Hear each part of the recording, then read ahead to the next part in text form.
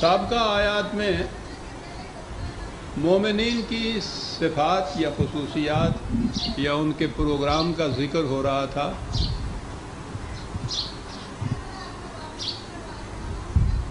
کہ قرآنی نظام کے قیام کے سلسلے میں ان کی صورت یہ ہے کہ اِنَّ لَكَ فِي النَّهَارِ سَبْحًا طَوِيلًا، دن بھر بڑا مصروف پروگرام ہوتا ہے ان کے لیے، اور راتوں کو پھر یہ مشورے کے لیے بیٹھتے ہیں، آنے والے پروگرام کے لیے تجاویز ہوتی ہیں، راتوں کو جاگتے ہیں.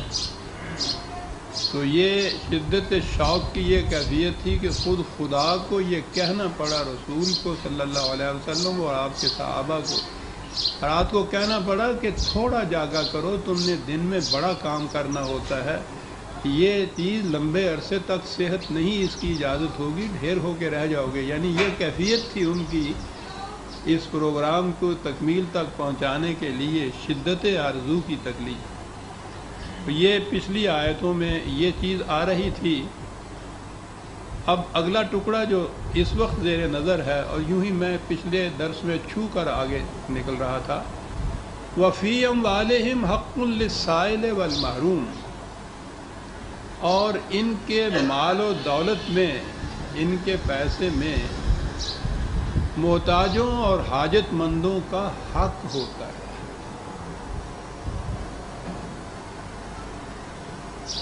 بڑی عام فہم سی آیت ہے، اور نظر آتا ہے کہ ٹھیک ہے، دولت مندوں سے کہا گیا ہے کہ وہ ان محتاجوں، غریبوں، مفلسوں، ناداروں کی مدد کیا کریں. لیکن یہ اتنی اہم آیت ہے، اور اس سے قرآن کی اتنی تحریف کی گئی، نظام الٹ کر رکھ دیا گیا کہ ہم اسی مجھار میں اب تک پھنسے ہوئے چلے آ رہے ہیں. بظاہر آپ دیکھیں گے کہ اس آیت میں تو کوئی ایسی بات نظر نہیں آتی. یہی تو مقامات ہیں کہ جہاں غور کرنا پڑتا ہے انسان. قرآن کریم میں یہاں ہی نہیں، 20 مقامات میں یہ کہا گیا ہے غریبوں کی مدد کرو، مسکینوں کی ضروریات پوری کرو، حاجت مندوں کی حاجت روائی کرو، ناداروں کی امداد کرو. تو یہ امداد، یہ ان کی ناداری کو دور کرنا، صدقہ، خیرات، زکوٰۃ، اس قسم کی چیزوں سے تھا نا، انفاق جسے کہا جاتا ہے. تو گویا اس سے یہ نظر آیا کہ قرآن کریم ایک ایسا نظام سامنے رکھنا چاہتا ہے جس میں مستقل طور پر غریبوں، ناداروں، مفلسوں، بےکسوں، بھوکوں کا وجود رہے، تاکہ یہ احکام جو ہیں صدقہ اور خیرات کے اور بھوکوں کی مدد کرنے پہ، ان پر عمل ہو سکے. کبھی سوچا ہے آپ نے ان چیزوں کو؟ ہم یہ دیکھ کے خوش ہو جاتے ہیں کہ قرآن نے بڑا زور دیا ہے غریبوں کی مدد کرنے کا، یتیموں کی مدد کرنے کا، بھوکوں کو روٹی کھلانے کا، ننگوں کو کپڑے دینے کا، ناداروں کی ضروریات پورے کرنے کا. بہت اچھا نظام ہے، بڑی تاکید کی ہے، بڑا زور دیا ہے، کیا بات ہے. لیکن کبھی آپ نے سوچا کہ اس کے معنی کیا ہیں؟ قرآن کے ان احکام کو مستقل مان لیا جائے تو اس کے معنی یہ ہیں کہ قرآن پرپیچولی، مستقل، دائمی طور پر ایسا نظام چاہتا ہے انسانیت کا کہ جس میں بھوکوں کا، ننگوں کا، ناداروں کا، مفلسوں کا، محتاجوں کا وجود مستقل طور پر باقی رہے، اور دوسری طرف ان لوگوں کا وجود باقی رہے جو ان کی پھر مدد کریں، ان کو دیں، صدقہ دیں، خیرات دیں، انہیں ثواب ہو صدقہ و خیرات سے، ان کو جنت ملتی جائے. یہ ایک مستقل نظام کی شکل میں گویا سامنے آتی ہے بات کہ وہ نظام ایسا چاہتا ہے جس میں مستقلاً ان کا وجود باقی رہے، قائم رہے. یہ اگر نہ طبقہ رہے تو پھر یہ سارے احکام بقول ان کے صدقہ اور زکوٰۃ کے اور خیرات کے، یہ تو معطل ہو گیا، ان پہ عمل کیسے ہوگا؟ اور اگر ایسے نظام ہو جس میں کسی کے پاس زائدہ ضرورت ہو ہی نہ، تو وہ صدقہ خیرات کرے گا کہاں سے؟ لہذا اس سے یہ مستنبط ہوا کہ قرآن کے پیش نظر انسانیت کا نظام یہ ہے کہ اس میں مستقل طور پر محتاجوں اور محروموں اور ناداروں اور بھوکوں کا وجود قائم رہے، اور دوسری طرف دولت مندوں کا وجود قائم رہے جو صدقے اور خیرات سے ان کی مدد کرے۔ کیا خیال ہے آپ کا؟ دنیا کے سامنے آپ اس نظام کو فخر کے ساتھ پیش کر سکتے ہیں؟ انسانیت کی تذلیل کی نگاہیں جھک جاتی ہیں اگر یہ تصور کیا جائے کہ ایک ایسا دین ہے خدا کا دیا ہوا کہ جس میں انسانیت کا نظام یہ پیش کیا گیا ہے۔ ہندوؤں پہ تو اعتراض ہم کرتے تھے کہ انہوں نے کہا کہ صاحب خدا نے ہی خود یہ ورن یا طبقات پیدا کر دی ہیں۔ طبقات کا لفظ میں خاص طور پہ لایا ہوں کہ آج کے دور میں یہ سمجھ میں بات آتی ہے کہ برہمن ہیں، کشتری ہیں، شودر ہیں، ویش ہیں اور شودر ہیں۔ شودر مستقل طبقہ جو ان تمام طبقوں کی خدمت کرنے کے لیے ہے، محتاجوں کے لیے محتاج ہیں، بھوکے ہیں، مسکین ہیں، ان کو پن دان سے ان کی مدد کی جائے گی، بھیک کے ٹکڑے ان کے بچوں کے جھولی میں ڈالے جائیں گے جیسے کتوں کو دیے جاتے ہیں، اور یہ مستقل رہے گا طبقہ۔ یہ نظام یہ پیدائشی ہے، برہما کا نظام ہے۔ اس پہ تو ہم اعتراض کرتے رہتے ہیں ہمیشہ، اور کبھی غور نہیں کرتے کہ اپنے ہاں ہم جس نظام کو پیش کر رہے ہیں وہ نظام تو بیان ہی وہی ہے کہ ایک مستقل طور پہ آپ کے ہاں طبقہ یہ موجود ہونا چاہیے۔ تو موجود ان کے کہنے کے مطابق موجود کس طرح سے کہ جی رزق کو خدا نے اپنے ہاتھ میں رکھا ہوا ہے،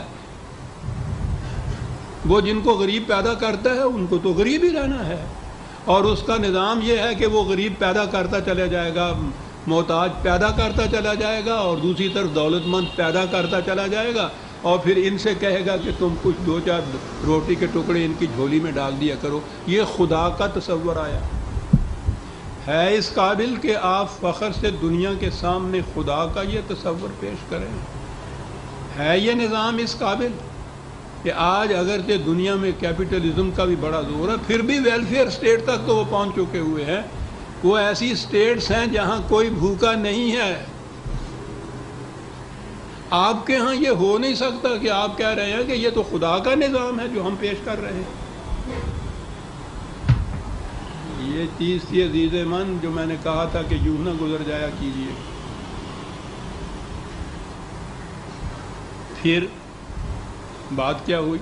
قرآن میں احکام تو یہ ہیں،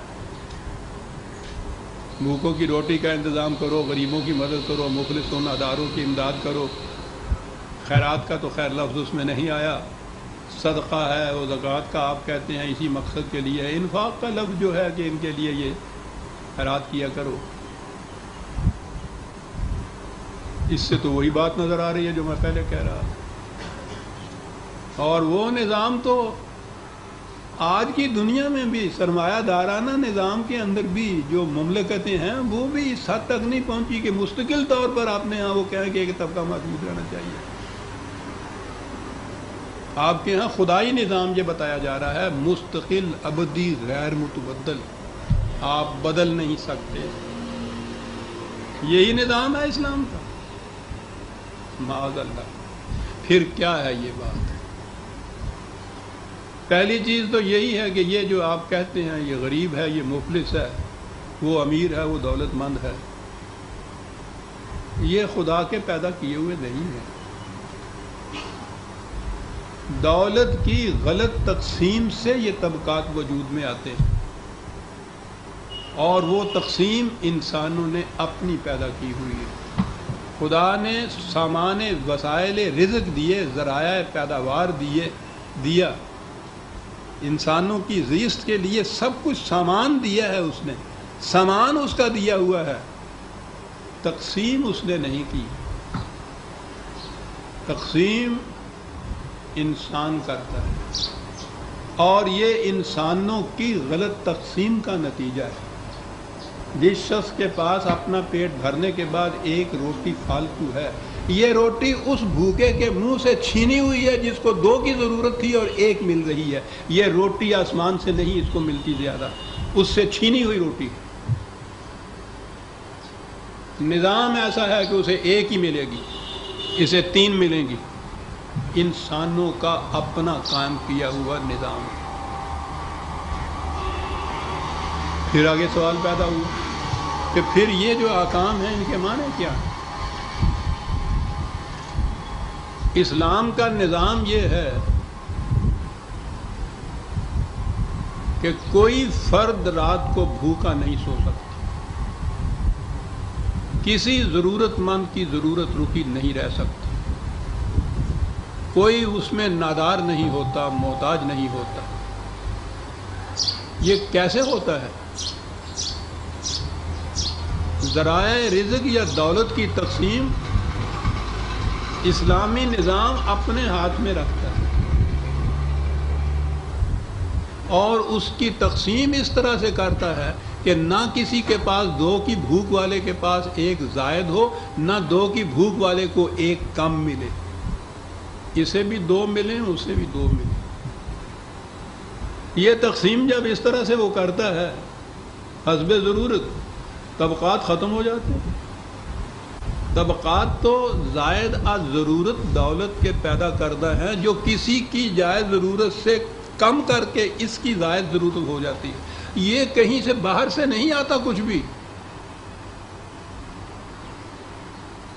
یہ جو زمیندار یا جاگیردار جسے ہم کہتے ہیں زمین کا مالک، وہ جو کاشتکار کی فصل آدھی لے جاتا ہے اپنے گھر میں، وہ امریکہ سے نہیں منگاتا، یہ اس کے بچوں کو جو ملنی چاہیے تھی پوری اس کی محنت کی کمائی، وہ ان کے منہ سے چھین کے اپنے گھر میں لے جاتا ہے۔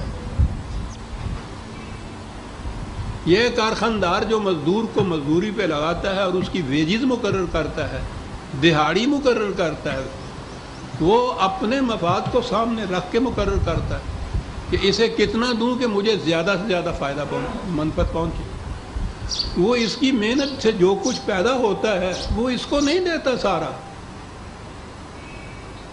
اس میں سے پتہ نہیں کتنا حصہ خود چھین کے لے جاتا ہے، اس کو اتنا کم از کم۔ یہ طبقات کیسے پیدا ہوئے؟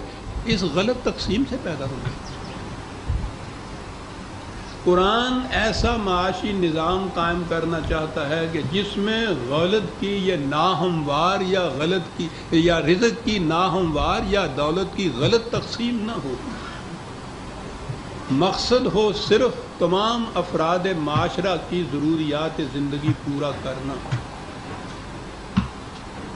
اور اس کے لیے یہی صورت ہے کہ ذرائع رزق اور پیداوار کی چیزیں اور دولت افراد کے کنٹرول میں نہ رہیں، اس نظام کے کنٹرول میں رہیں کہ جو انہیں تمام افراد کی ضروریات پورا کرنے کے لیے تقسیم کرے۔ یہ ہے قرآن کا نظام۔ کسی کے پاس زائدہ ضرورت 1 پیسہ نہیں، فاضلہ دولت، سرپلس منی جسے آپ کہتے ہیں، وہاں رہتی نہیں، اور فاضلہ دولت نہ رہے تو ہزاروں قسم کے یہ معائب اور ضمائم اور جرائم جو ہیں وہ ختم ہو جاتے ہیں۔ یہ فالتو دولت کا ہے جو کچھ فساد مچا ہوا ہے دنیا کے اندر۔ تو قرآن کا نظام یہ ہے، یہ چیز متعدد بار سامنے آئی۔ میری تو زندگی کا مشن ہی اس معاشی نظام کا، قرآن کے معاشی نظام کا پیش، یہ ہے معاشی نظام قرآن کا۔ اب پھر سوال پیدا ہوا کہ جب یہ نظام ہے، کوئی بھوکا ہی نہیں رہے گا، کوئی ننگا نہیں ہوگا، کوئی محتاج نہیں ہوگا، کوئی مفلس نہیں ہوگا، کوئی غریب نہیں ہوگا، تو یہ جو قرآن نے احکام دیے ہیں، تاکیدیں کی ہیں، بھوکوں کو روٹی کھلاؤ، ضرورت مند کی ضرورت پوری کرو، تو پھر یہ کیا بات ہے؟ بات سمجھ لینے۔ نبی اکرم صلی اللہ علیہ وسلم نے جب اس انقلاب کی آواز بلند کی تو جیسے کہتے ہیں نا کہ کوئی سیکنڈ کرنے والا بھی نہیں تھا، تنہا ایک آواز تھی، اور اس معاشرے میں تھی جس میں یہ طبقاتی تقسیم جو تھی یہ ان کے ہاں بھی ہندوؤں کی طرح مستقل غیر متبدل طور پر موجود تھی۔ وہ اس کو کسی قسم کی اس میں تبدیلی نہیں چاہتے تھے۔ شودر یہاں کہا جاتا تھا، وہاں غلام کہا جاتا تھا۔ 75% آبادی مدینے میں غلاموں کی تھی، سارے کام وہی کرتے تھے، اور بمشکل روٹی ملتی تھی ان بیچاروں کو، کھال ادھیڑ دیتے تھے مار مار کے انہیں۔ روٹی بھی پوری نہیں ملتی تھی ان کی. اور یہ باقی جو تھے بڑے بڑے تاجر اس کے ہاں، بڑے بڑے مہنت اس کے ہاں، کعبے کے مجاور ان کے ہاں، پوچھو نہیں. قریش کا یہ طبقہ کتنا متمول تھا، اور اتنی آبادی وہاں کی، ان کی کیفیت یہ تھی. یہ تھا نظام اس زمانے کا رائج. اس کے اندر ایک شخص یہ آواز لے کر اٹھتا ہے کہ یہ نظام قائم ہوگا. آپ سوچئے کہ یہاں سے جو شخص اٹھتا ہے تنہا، اس نظام قائم کرنے تک اس کو کن مراحل میں سے گزرنا پڑے. آواز دی اور اس کے اوپر اکٹھے ہوئے. اور ظاہر ہے کہ ان اکٹھے ہونے والوں میں بہت کم ایسے تھے کہ جن کو آپ متمول یا دولت مند کہہ سکتے ہیں. وہ اس آواز کے خلاف تھے. زیادہ طبقہ یہی تھا ناداروں کا اور غریبوں کا، ستایا ہوا ان متمول لوگوں کا اور سرداروں اور جاگیرداروں کا. اس نے اس آواز کے اوپر لبیک. بلال آئے، صہیب رومی آئے، ٹھیک ہے، ان میں سے یہ لوگ بھی آئے. اب یہاں سے انہوں نے ابتدا کی حضور نے اس نظام کی. پہلے تو ان کی ذہنیت بدلنے کے لیے یعلمہم الکتاب والحکمہ، تعلیم کتاب و حکمت کی دیتے چلے گا. یہ ذہنیت بدلنے کے لیے. پھر اس کے بعد یہ جن کے پاس اس زمانے میں ابھی اپنی ضرورتوں سے زیادہ تھا، انہیں یہ احکام دیے کہ بھائی ان غریبوں کی روٹی کا بھی کچھ انتظام کیا کرو، ان کی ضرورتوں کو بھی پورا کیا کرو. یہ اس طرح سے نادار کے نادار نہ رہ جائیں. ابھی وہ نظام نہیں آیا کہ کسی کے پاس زائدہ ضرورت دولت نہ رہے، وہ نظام لے لے اور نظام تقسیم کرے. نظام تو ابھی قائم ہی نہیں ہوا تھا. نظام کے قائم کرنے کے یہ مراحل تھے جن میں سے گزر رہا تھا یہ انقلابی. تو اس زمانے میں تو یہی ممکن العمل یا پریکٹیکیبل یہی نظام ہو سکتا تھا کہ جن کے پاس زائد ہے ان سے یہ کہا جائے کہ ان کی ضرورتوں کو پورا کر کے چلے جائیں. آہستہ آہستہ وہ اس طرف ان کی توجہ مبتلا کرتا تھا اور اس نظام کو ایسے کرتا تھا کہ چلیے پورا نہیں تو کوئی ایک آدھ روٹی تو ان کو ملے. یہ ہے احکام جو اس دور کے اندر یہ نازل ہوئے قرآن، اور یہی ممکن العمل تھا. یہ آہستہ آہستہ لے گئے اس طرف رسول اللہ صلی اللہ علیہ وسلم اس نظام کو. 13 سال تو مکے کی زندگی میں ابھی نظام کا سوال نہیں تھا.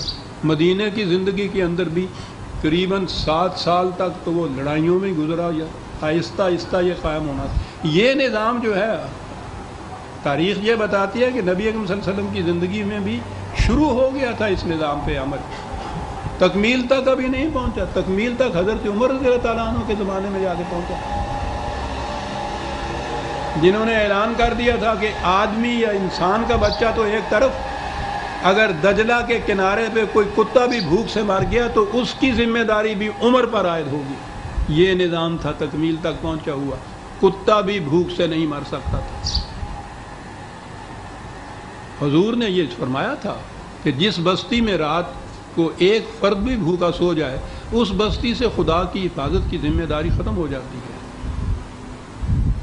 لیکن کتے کے بھوک کے مرنے سے مواخذہ جو ہو مملکت کا ہو، نظام کا ہو، سربراہ مملکت کا ہو، یہ اعلان تھا جو اس دور میں جا کے ہوا. یہاں آ کر تکمیل پر پہنچا وہ نظام جو تھا. اب اس نظام کے اندر نہ کسی کے پاس زائدہ ضرورت دولت تھی، نہ کوئی محتاج اور نہ کوئی نادار رہ گیا تھا.